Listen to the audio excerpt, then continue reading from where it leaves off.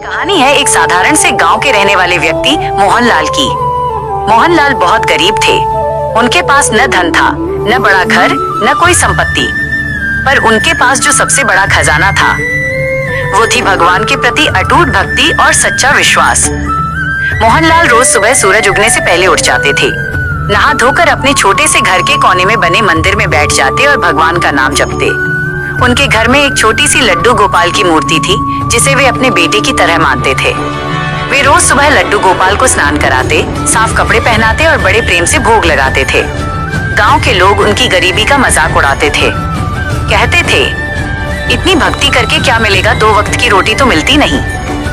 लेकिन मोहनलाल कभी किसी की बात का बुरा नहीं मानते थे। उनका विश्वास था कि भगवान सब देख रहे हैं और सही समय पर सब ठीक कर देंगे। एक दिन उनके जीवन में बहुत बड़ी परीक्षा आई। उनके घर में खाने के लिए अनाज का एक दाना भी नहीं बचा।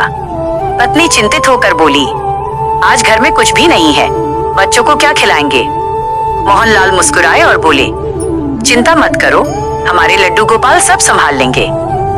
उन्होंने मंदिर में जाकर भगवान के सामने हाथ जोड़ लिए और कहा, हे प्रभु, आज आपके इस भक्त के घर में अन्न का एक दाना भी नहीं है, पर मुझे आप पर पूरा भरोसा है। जैसा उचित हो वैसा करें। उस दिन वे बिना कुछ खाए ही काम की तलाश में निकल पड़े। पूरे दिन मेहनत की पर कोई काम नहीं मिला। निराश होकर शाम को घर लौटने लगे। रास्ते में एक अजनबी व्यक्ति मिला। उसने मोहनलाल को रोका और कहा, भाई, क्या तुम मजदूरी करोगे? मेरे घर कुछ काम पड़ा है। मोहनलाल तुरंत तैयार हो गए। उन्होंने पूरी लगन से उसका काम किया। काम खत्म होने पर उस व्यक्ति ने उन्हें पैसे देने के साथ साथ एक बोरी गेहूं, चावल और कुछ सब्जियां भी दी।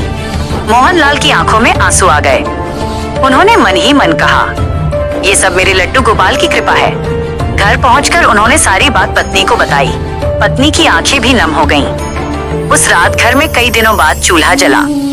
उस दिन के बाद से मोहनलाल का विश्वास और भी गहरा हो गया। कुछ समय बाद गांव में भयंकर सूखा पड़ गया।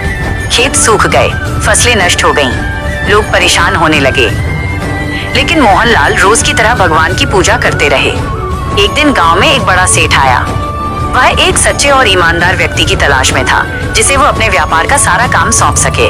गांव वालों ने मजाक में कहा, हमारे यहाँ एक बहुत बड़ा भक्त है मोहनलाल, पर वो तो गरीब है। सेठ ने कहा, मुझे धनवान नहीं, सच्चा इंसान चाहिए। सेठ ने मोहनलाल से मुलाकात की।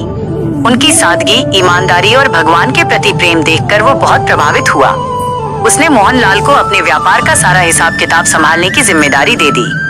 धीरे धीरे मोहनलाल की आर्थिक स्थिति सुधरने लगी। उनके घर में सुख समृद्धि आने लगी।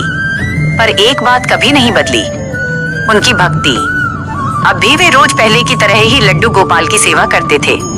गांव के वही लोग जो कभी उनका मजाक उड़ाते थे, अब कहते, ये सब भगवान की कृपा है। एक दिन किसी ने उनसे पूछा, इतनी गरीबी में भी आपने भक्ति क्यों नहीं छोड़ी? मोहनलाल ने मुस्कुराकर जवाब दिया, क्योंकि सच्ची भक्ति कभी व्यर्थ नहीं जाती। भगवान देर जरूर करते हैं, पर अंधेर नहीं।